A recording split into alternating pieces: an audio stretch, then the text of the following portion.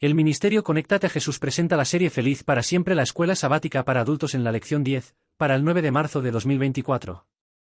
Lecciones del pasado. Viernes 8 de marzo. Para estudiar y meditar. Con el grupo universitario Tizú. Cortesía de seminarios y tutorías Tizú. Oración inicial. Padre Celestial, al comenzar este tiempo de estudio y reflexión en tu palabra, te invitamos a estar presente entre nosotros. Abre nuestros corazones y mentes para comprender las lecciones que nos ofrece el Salmo 80. Que tu Espíritu Santo nos guíe, nos ilumine y nos revele las verdades que necesitamos aprender.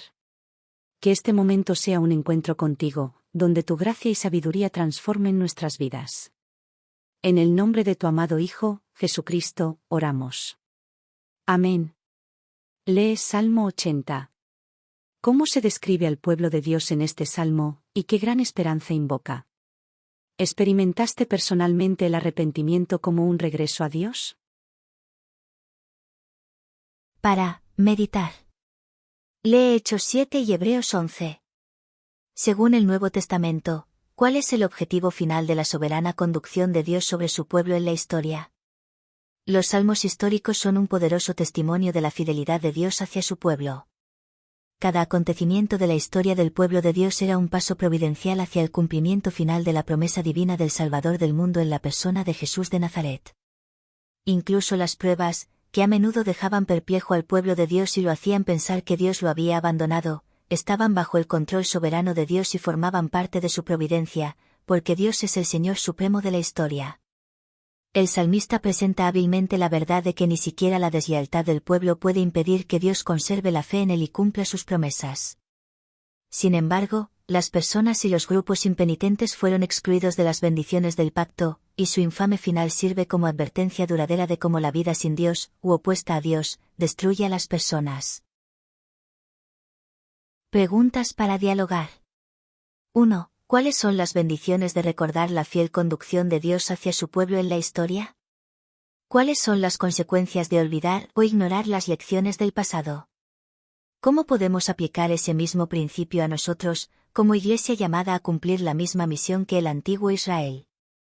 2. ¿Cómo nos animan los salmos a reconocer el cuidado providencial de Dios en nuestra vida y a ejercitar la paciencia y la confianza en los caminos soberanos de Dios, incluso cuando no es fácil entender por qué las cosas suceden como suceden? 3. ¿Cómo podemos hacer que el estudio de la historia del pueblo de Dios ocupe un lugar más destacado en nuestros cultos personales y comunitarios? ¿Cómo podemos ser más intencionales a la hora de contarles a nuestros hijos la historia más reciente del pueblo de Dios? Análisis del capítulo 7 de Hechos. Este capítulo presenta el discurso de Esteban, quien responde a la acusación de blasfemia. Esteban aborda la historia de Israel, destacando la relación de Dios con Abraham y cómo los patriarcas fueron elegidos antes de que Moisés naciera y antes de que se construyera el tabernáculo y el templo.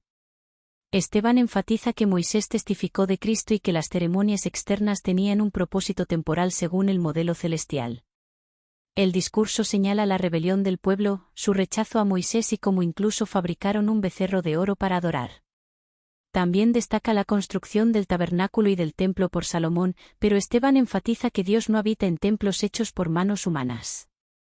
La confrontación culmina en la acusación directa de Esteban contra sus oyentes, acusándolos de resistir siempre al Espíritu Santo, perseguir a los profetas y ser responsables de la muerte del justo, Cristo.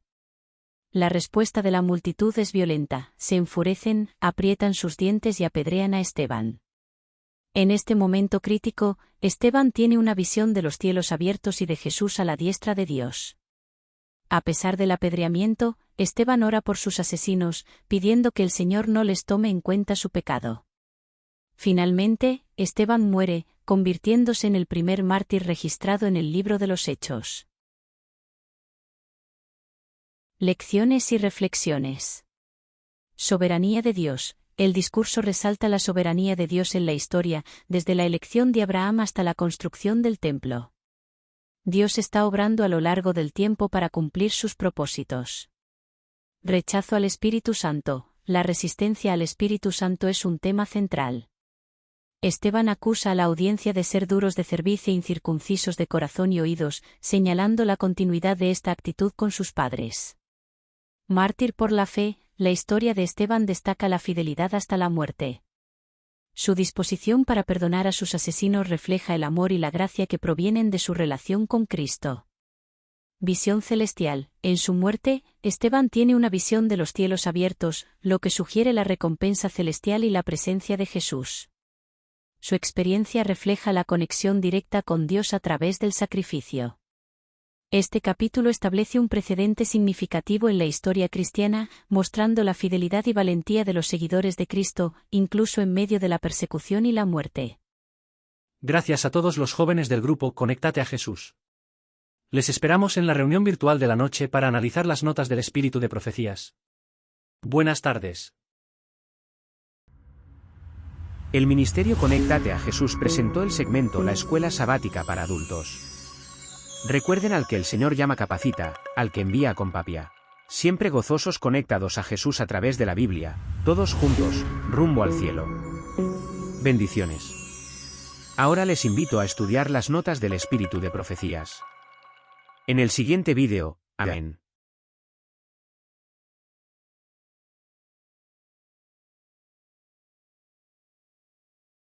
El Ministerio Conéctate a Jesús le agradece mandar sus preguntas por los comentarios o si se desea al correo electrónico conectatejm@gmail.com.